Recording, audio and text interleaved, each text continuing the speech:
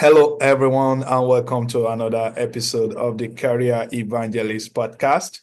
On today's show, we are joined by Louisa Loran, a global executive, advisor, board strategist, and author of Leadership Anatomy in Motion. Louisa has spent over 2 decades advising leadership teams at companies like Google, Maersk, and Diageo, helping them navigate complexity and transformation. Today, she's here to show us how professionals can think strategically, stand out at their work, and lead with impact, even if they are not in the C-suite. And with that, I'll bring in our guest. Hello, Louisa. Welcome to the show. Thank you so much for having me. Great to be here. I'm excited to have you, Louisa. So, I just talked about you being an advisor. Can you walk me through that? As an advisor, what do you do? Of course, very happy to. I have been very privileged to shape my career across very different industries. I spent the first 13 years in the consumer industry at Moet Hennessy and Diageo, understanding consumers and brands and global local markets, all of this like mobilization of brands and demand. And then I moved into an operational world. I joined the shipping giant Maersk at a point in time where there was, let's say, not a lot of appreciation for the value of supply chains and logistics. I came, of course, with a complete culture shock from a consumer world into that, but was able to make relevance of my competencies and played a key role in redefining the strategy and, of course, positioning that company well in a point of time where the world all of a sudden woke up under the pandemic and saw the value of supply chains. After that, I've spent 4 years at Google. I've built global solutions. I've run a global industry, and I have there advised the largest customers on strategic business transformation.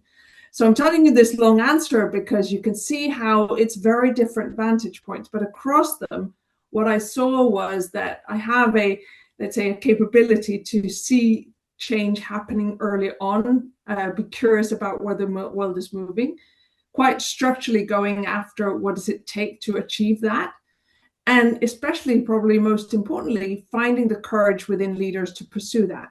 So where I have been responsible throughout my career for my functions, for the change, whatever it may be, actually now where I am outside of these corporate environments, it is the same competences I use to advise businesses, large or small, executive or aspiring leaders, so that they can navigate and thrive in change.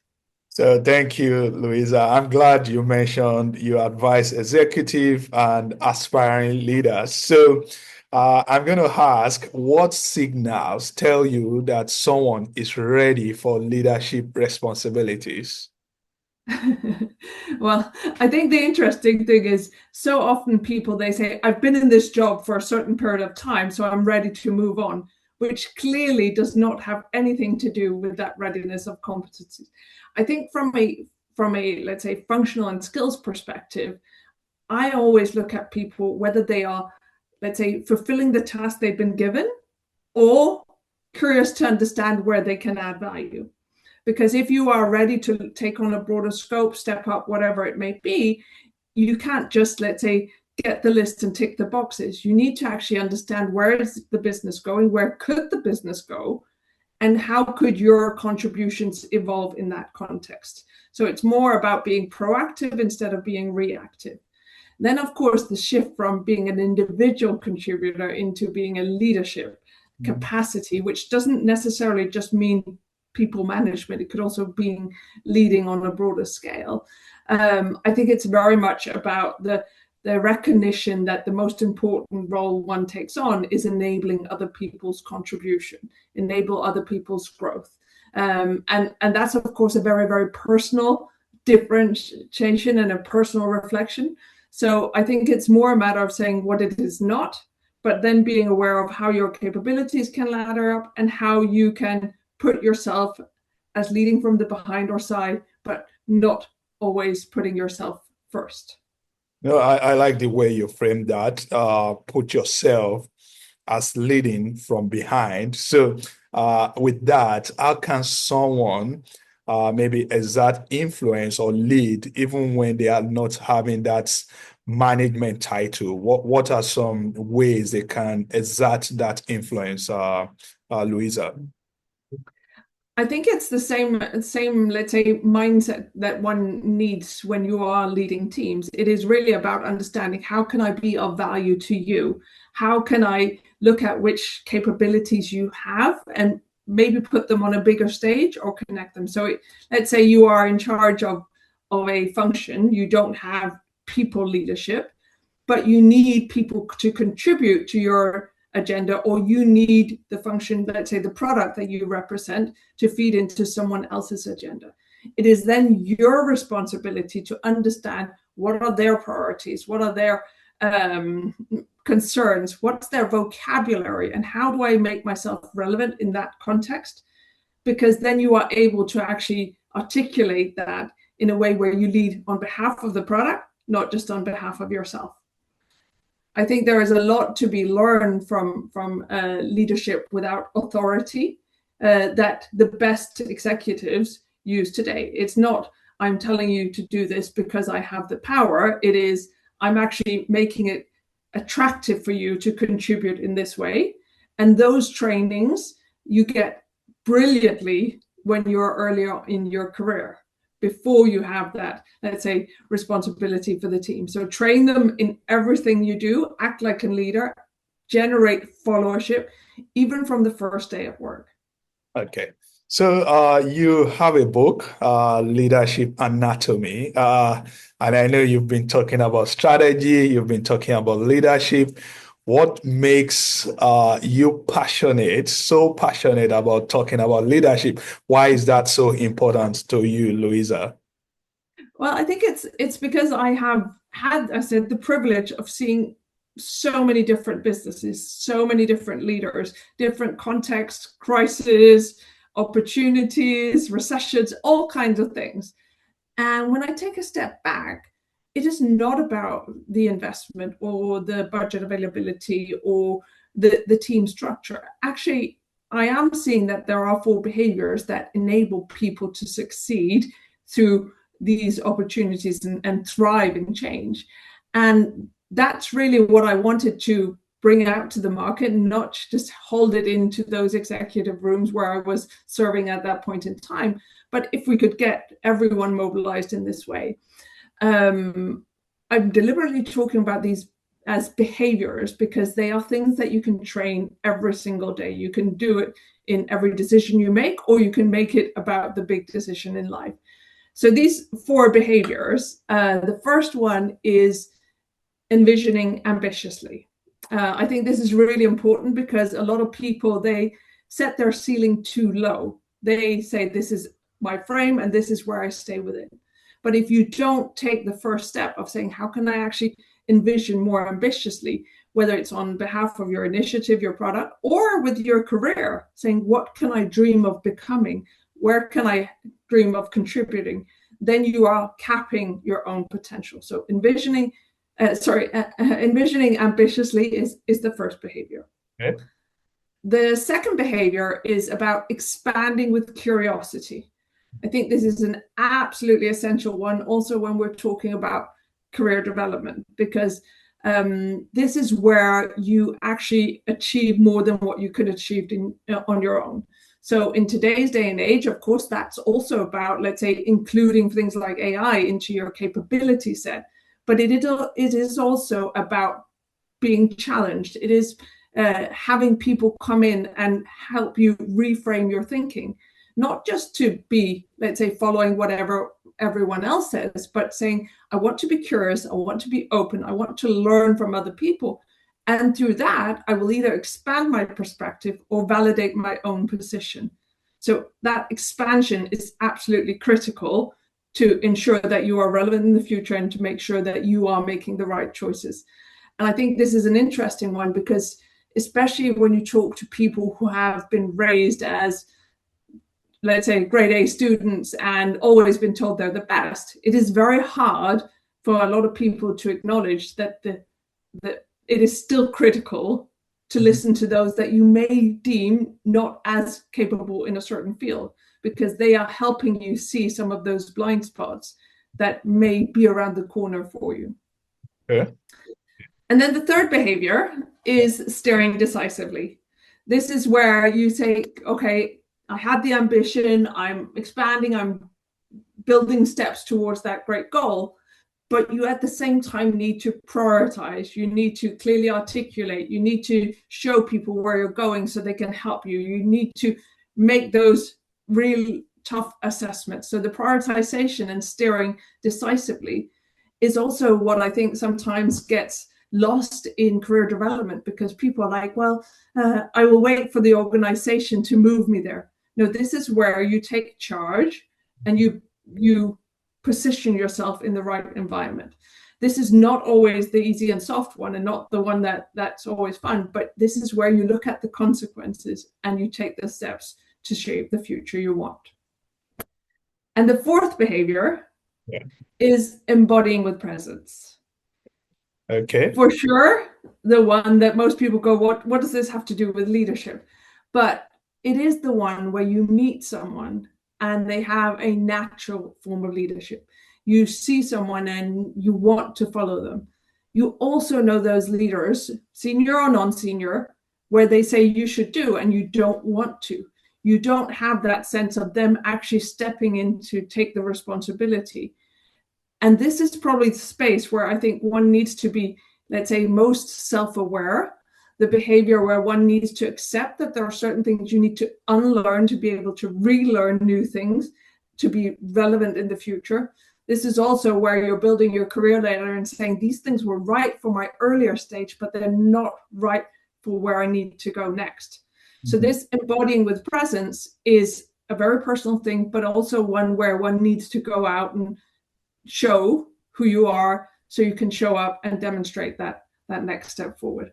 Okay. So envisioning ambitiously, expanding with curiosity, steering decisively, and embodying with presence. So you can hear how you can do that every day, small things or big things. I love it. Thank you very much, Louisa, for sharing those with us. I think all these four are critical for people to succeed in their career. But I want to double click on the embodying with presence, because you said this is when someone have that natural ability to lead, someone that people gravitate to, they want to listen to them and follow them. So I'm going to ask you, Louisa, what is it about these people? Is it their talent, natural ability? Is it technical competence? What is it about them that people see that they want to follow? And how can anyone have this ability? Or is it limited to a certain number of people? I firmly believe that everyone can train this behavior. I think that some people find it more accessible, but that does not mean that it's not available to everyone. There is no doubt that this requires people to be honest with themselves. They need to know what are some of the vulnerabilities that are holding them back from standing forward with presence and conviction. They need to know that actually some of the things that have built their career may be past stories that no longer hold true. This also means that they need to be aware of, when do I step forward? When do I carry the full risk?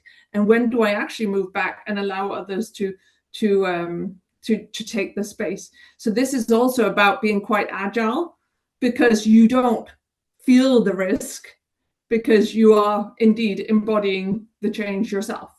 Leaders who don't do this, they take their personal fears and bring it into the business.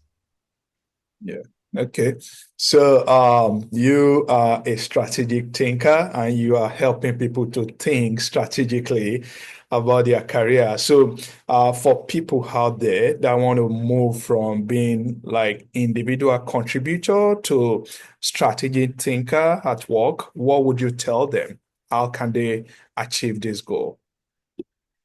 I think it goes a little bit back to where we started. I think if you have a functional capability and you are the expert in that. Your responsibility for the business is to say, how can that capability be relevant in a larger context? It may not be the full capability, because that capability does belong at a certain, let's say, space within the organization, but which transferable skills do you have? How can you connect yourself to a wider agenda? I many times when I worked with organization, worked with an iceberg where it basically on top shows 4%. So 4% is the, let's say, probability of what an executive will know on a certain topic. They know so many different topics. They need to put the context together. So on a certain topic, it's around that level. Okay. On the lowest level, you will find people who know 100% about a certain thing. It's all they do. They know it in and out. You can wake them up in the sleep and they are the experts. And in between, you have two other layers, let's say the management and the exec level. The responsibility sits equally at all layers, because if you have the 100%, it is not for you to go and push that up to the executive. It is to understand what's the context that they operate in and which of your 100% are relevant at the next layer. The next layer where, let's say, resources are likely to be reallocated, or budgets or interdependencies need to be clear.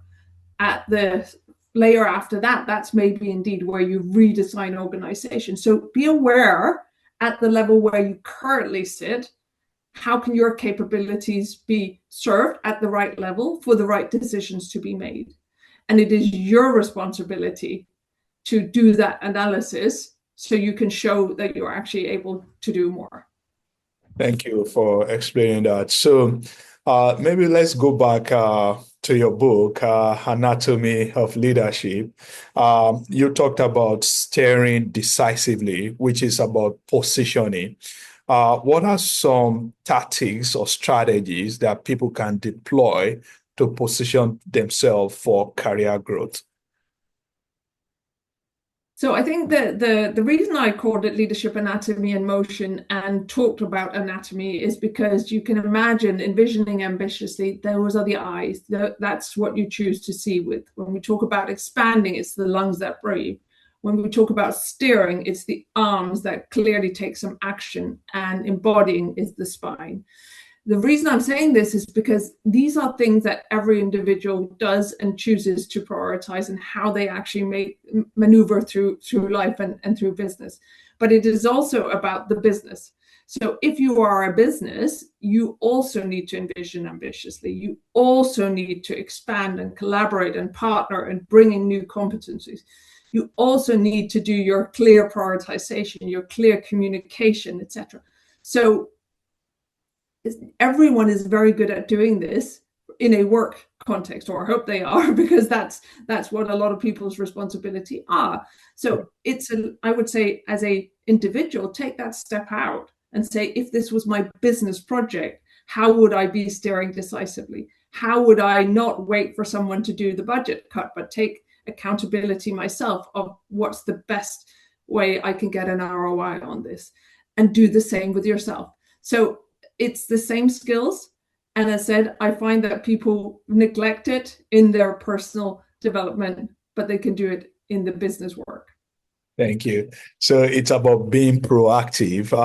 And I also like what you have with expanding with curiosity. So I'm going to ask, what role does curiosity play also in career advancement? I think it's huge in everything, and of course also in career advancement. I will say I have never come into a job, gotten the job description, and stayed in that box. I've taken that job description and I have said, I understand this is my responsibility and I will deliver that, and you can count on me delivering that. But I've taken it as a floor. And from that, I have been curious about, how can I actually add more value? How can I contribute further? So I think the whole principle of saying this, you need to choose to expand within it, not just stay where you've been given. Of course, let's say if you work in a production plant and you have a very, very limited there, you don't do that expansion while you are on the shift, but you go away and you think about, how could I actually make the processes better around it, and then you contribute that in a conversation to someone else.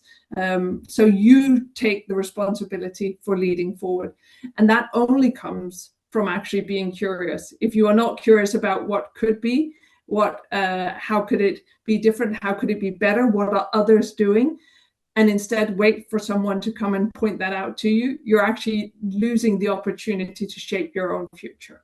Absolutely. And I like the way you put it, that people need to be curious and think about how they can expand. And there was a time in my career that I block out like 30 minutes every week. I call it my strategy section. And basically what I do is, what else can I do? How can I add value to my business? So I want my listeners to hear directly from you. How I would say one thing to be aware of, and I've had the privilege the last year, I've been curious about a lot of things, and one of the things was I expanded with some neuroscience studies at MIT, and it confirmed what I had seen in practical reality, how the brain is simply not capable of doing different things. You can't just say to someone, can you please change? But what you can do is either change the context, reframe the situation, reframe the problem or whatever it may be, or you can create new connections between past different experiences. So telling someone just be curious, it doesn't work. But saying to someone, if you had to do this in half the time, what would you do? Not as a limiting thought, but as just thinking differently. Or if you said, what would you do if you had all the resources in the world? What would you do if you spoke all languages in the world? Just reframing that problem helps people open up, just as it helps open up by putting them in the room with someone that they have very, very different skills from. Okay. So how can people train themselves so that they think bigger than their job description? Because if we all just go to work, we perform our job description, we are in a way limiting ourselves, and we won't be able to expand, to use your word, expand with curiosity. We just check the box and that's it. And we can't grow that way, can we? No. And I think the point is not saying ignore what you were asked to do. Absolutely. It is that's what you deliver as a foundation, and then you grow from there. Exactly. And create recommendations on opportunities. I think too many people in their career, they expect the organization to see how to, let's say, alleviate tensions amongst functions. At one point in my career, we worked on generating ideas, and typically it would come in at some level, and then it would be raised up the hierarchy, and then someone would say yes or no. And the same thing would happen elsewhere in the organization in another hierarchy. And then we flipped it and said, actually, let's do it by layers. So it was not about showing up in a certain way for the bosses. It was actually saying that all the people that operate on the same level, let's say everyone who's in touch with a customer, so in sales, in marketing, in customer service, you sit in a room together and you come up with a solution that works across the functions instead of raising it up. So I think some of these tools of just reframing the question also allows capabilities to contribute significantly more than what they do if you keep them in the boxes. Thank you, Louisa. So I always like to hear some success stories. So you work with leadership, you work with organization to help them with their leadership transformation. Can you please share maybe one story with us about a client of yours that you helped to transform their business? Well, yes. But I will have to keep it quite anonymous because that's the whole principle of the advisory. It is their story to tell. But one quite recent one is actually one that has a lot of functional expertise, and they are considered the best in the world in their field. But when I came and met this organization, I saw people who knew they were great, but they were not getting the praise and acknowledgement in the day-to-day conversations when they went home, when they talked to friends, etc., because people did simply not understand what they said. We talked a lot about what vocabulary they used and how it had been reinforcing to use that very scientific language that they used, and how actually it was their responsibility to also have the language so the world around them could understand it. So in this instance, the strategy just needed a little bit of tweaking, but by giving them a language, by allowing them to say it's not going to jeopardize any of the quality of the work, you can still tell the story wider. All of a sudden, their reach became significantly bigger. And not only did they, let's say, feel more empowered, but they actually got more contribution in terms of partnerships and demand in the market, simply because they stepped out of their own, may I say, scientific ivory tower. It was kept for good intentions, but the impact on themselves was actually significantly higher than what they had realized at first. As said, the story in terms of the performance numbers is their own to tell, but it's a good story. Okay, thank you for sharing that, Louisa. So as we are wrapping it, the world is changing with AI, and there's hardly any conversation today without this element of AI. So I'm going to ask you, with AI changing industries, changing our career, what skills would you say or recommend that really matters for the future of work? Well, I could say, of course, having worked within Google, having developed AI models and using it all the time, I am a strong proponent and feel that there is ample opportunity. I think the skills are twofold. One is the curiosity element: explore, test, learn, bring it in, select, deselect, make sure that you are in the driver's seat of what you use, but don't be afraid to try it. The second one, which is probably the most essential one, is know your own value. This is what will help you also be critical and say, this is not correct. It does not represent me. I'm not going to put this forward. So that essence of saying, what am I good at? What do I bring to this equation is absolutely essential. And I think it is something that if you've grown up, young people who have had the convenience of these large language models making them look in a certain way, they need to be quite firm in saying, what's my contribution in this space? But once they then use the skills complementary, we see talent actually reach much further than ever before. So the curiosity, but for sure also know your own worth and be well anchored in that. That's awesome. So finally, Louisa, what's the best career advice that you've ever received? Can you share? Yeah, I was thinking about this ahead of the show, and I have been privileged to work with a lot of great people. I'm not sure it categorizes as advice, but I will share it anyway. It was early on in my career. I was working on an initiative which was, let's say, bigger than what I would normally have been doing at that level. I had been giving the opportunity. People had entrusted themselves in me. And one of the very, very top executives, as we walked out of the room where I had been given this responsibility, shared with me, like, if there is anything you ever need, just reach out to me directly.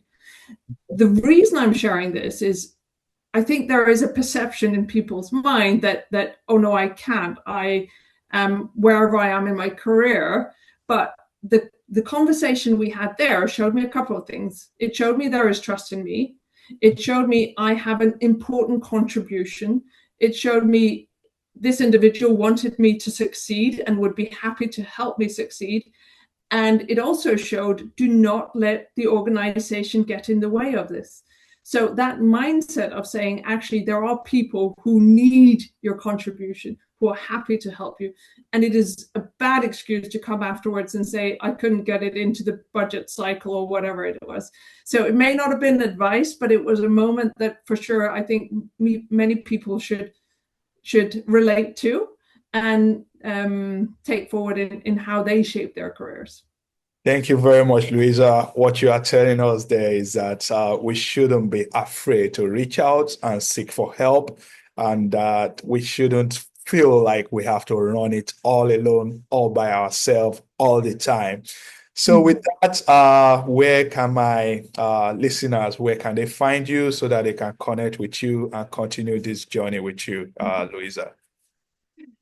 Well, of course, I would welcome everyone leaning into the conversation. As you can hear, I'm one for continuous learning. So the book is available on every normal channel where you purchase your books. It's on Amazon. It's both, let's say, in a hard copy, soft copy, paperback. It is Kindle, audiobook, whatever your flavor is.